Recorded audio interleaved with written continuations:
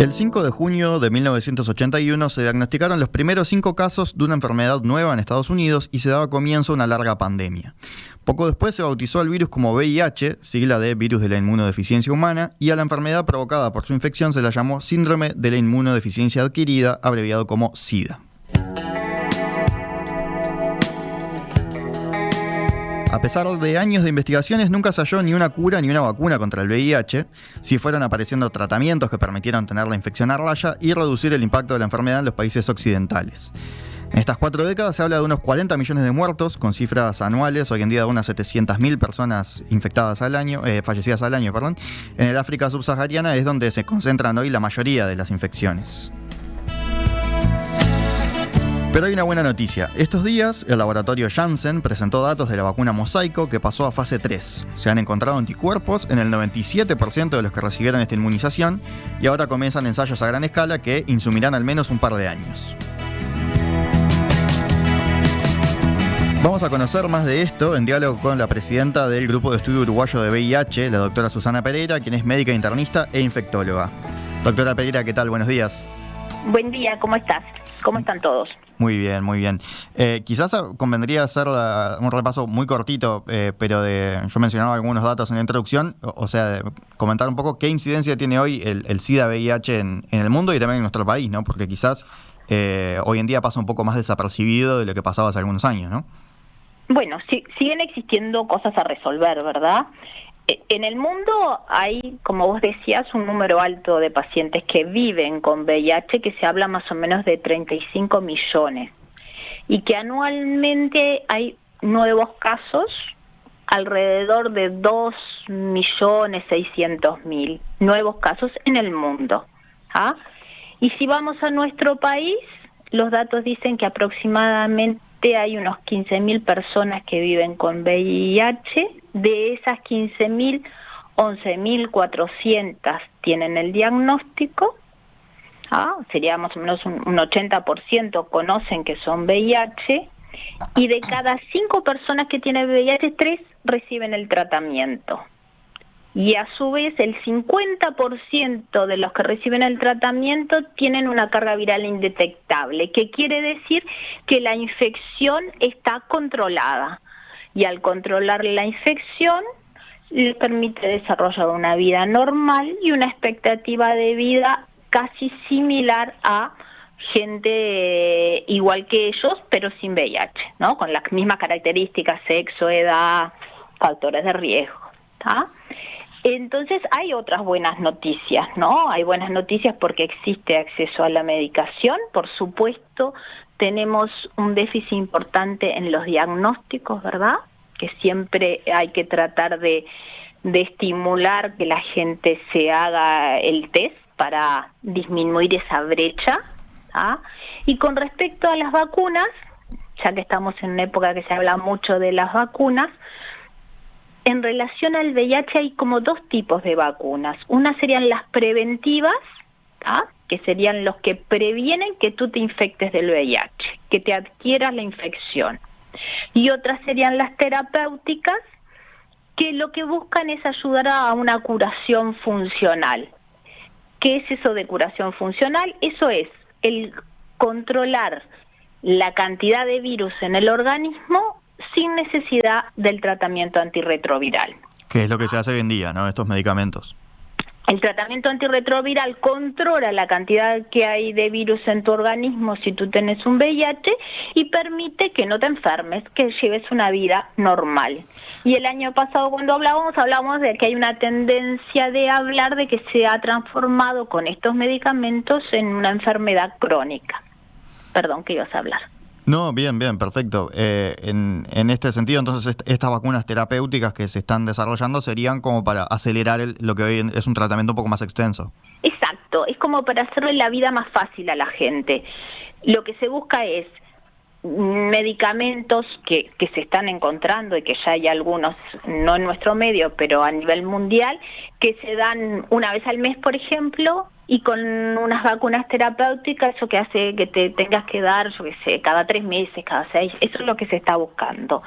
En lugar de tener que tomar una medicación todos los días como es en este momento. Como le cuesta al VIH, le cuesta al hipertenso, ¿no? Tomar su pastillita para la presión todos los días, ¿no? Le cuesta a cualquier persona que toma medicación crónica. Sí, al alérgico también, ¿no? Hay diferentes casos. Al alérgico, al diabético, al que quieras. En estas, usted diferenciaba, ¿no? Vacunas preventivas, vacunas terapéuticas. Siempre estamos hablando de que se están investigando, ¿no? No hay todavía disponibles ningunas aprobadas. Mira, yo con respecto a esta charla estuve mirando y hay por lo menos más de 20 estudios serios, hay muchos más, ¿no? Pero que ya tienen, digamos, un perfil de que hay que seguirlos realizando con respecto a las vacunas.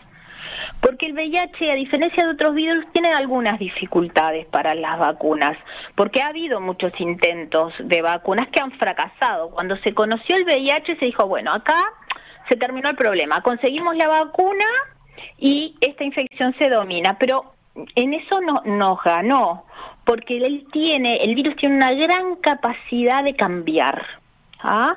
Entonces, al cambiar, se transforma en un virus diferente.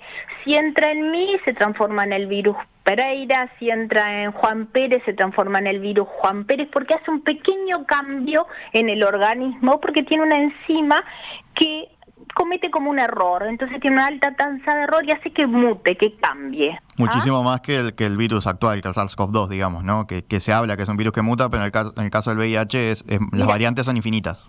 Se calcula que tiene 1000 veces más variantes que el coronavirus.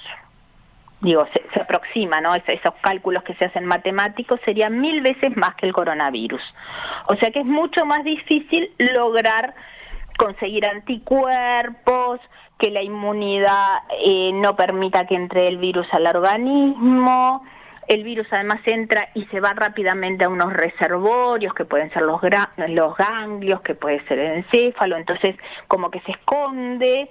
Todo eso es lo que da dificultades para la vacuna. Porque vos, ¿qué buscás con una vacuna?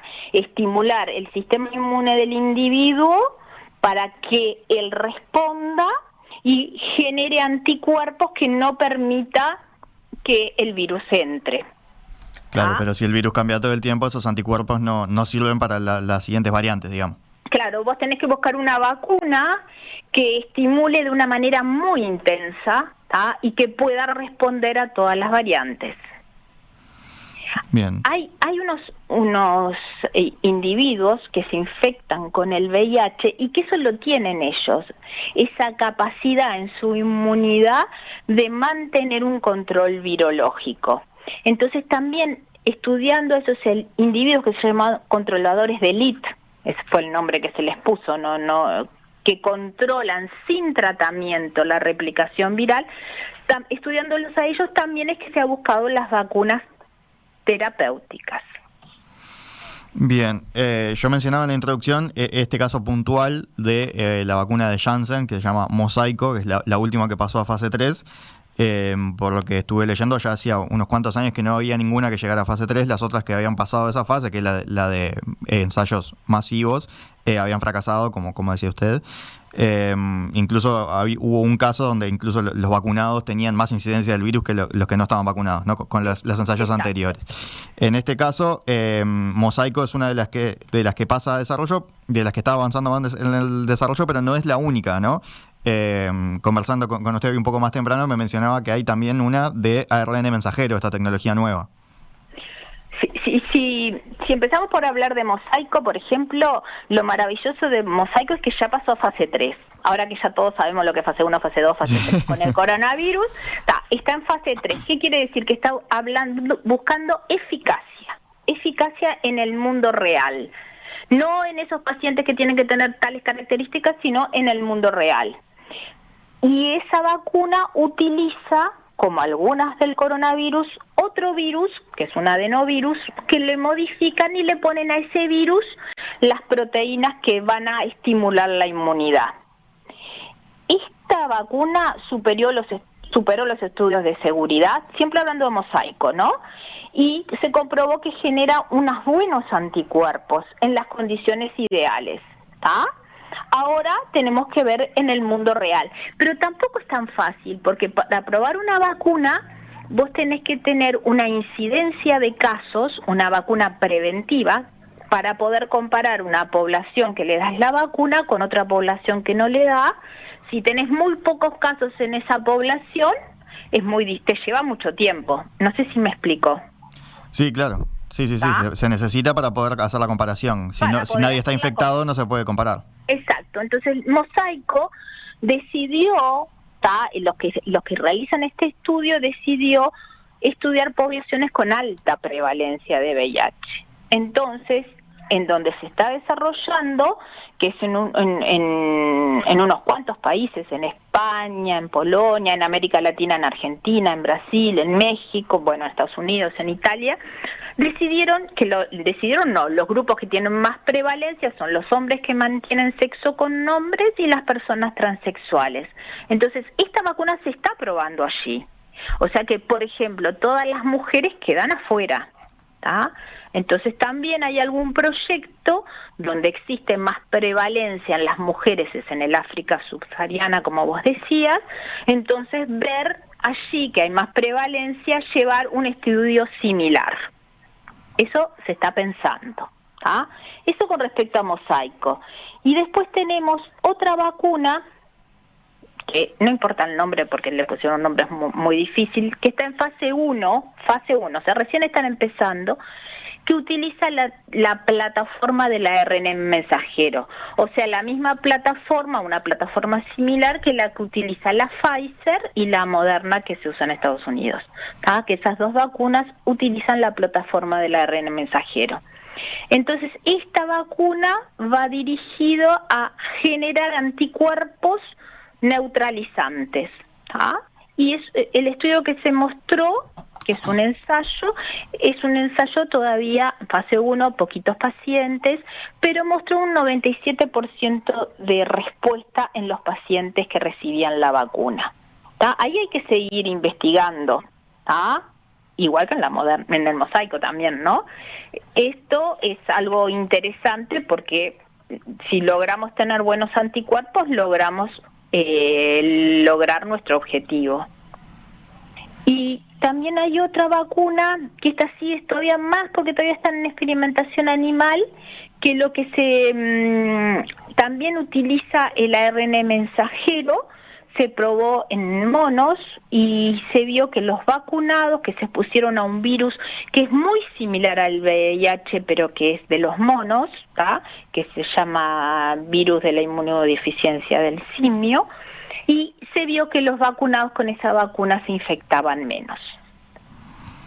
Entonces ahí hay por lo menos 3 plataformas interesantes que se están desarrollando. Ahí están 3 caminos, hay más, pero estos son los que están más que se fueron presentados en el CROI, que es una reunión muy importante para las infecciones por retrovirus, ¿no? Por el VIH, entonces que están interesantes y que se sigue ese camino de estudio.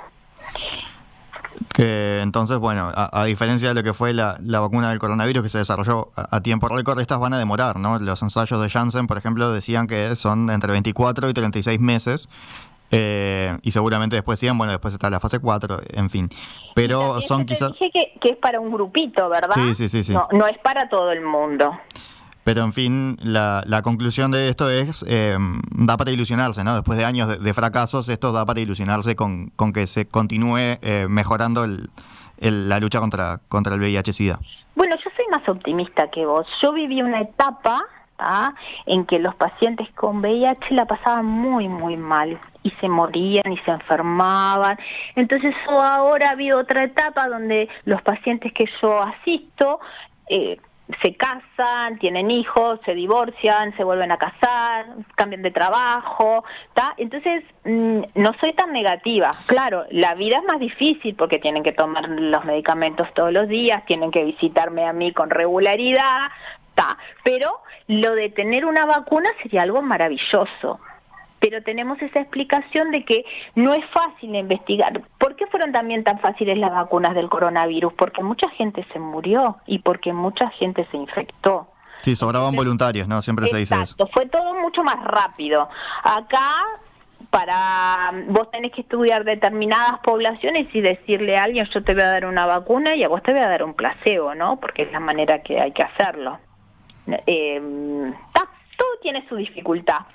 No, y en el caso, acá por supuesto en Uruguay los tratamientos son notorios. Lo habíamos hablado con usted también sobre fines del año pasado, en una entrevista previa.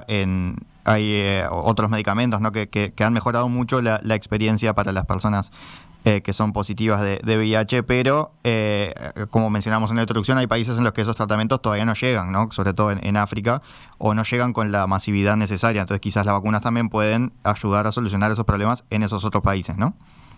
Además, como siempre, el acceso a los medicamentos también depende de una situación sociopolítica, ¿no? No solo en África, ¿no? Venezuela, que tuvo un acceso maravilloso hace 15 años, por nombrar, ¿no? En este momento tiene muchas dificultades en el acceso a la medicación, al antirretroviral y a otra cantidad de cosas, ¿no? Los países que están en guerra o que tienen conflictos armados también hay lugares donde no se llega porque hay otras razones, otras dificultades, ¿no? Bien. En Uruguay estamos, dentro de ser la Latinoamérica, tenemos acceso a la medicación, por supuesto que tenemos otra cantidad de medicamentos que no accedemos, hablando del VIH, y que sería buenísimo acceder, pero con lo que tenemos podemos hacer un tratamiento digno. Doctora Susana Pereira, presidenta del Grupo de Estudio Uruguayo de VIH, muchísimas gracias y quedaremos atentos a cómo continúan estos estudios. Bueno, gracias por charlar contigo y con la audiencia. Hasta luego.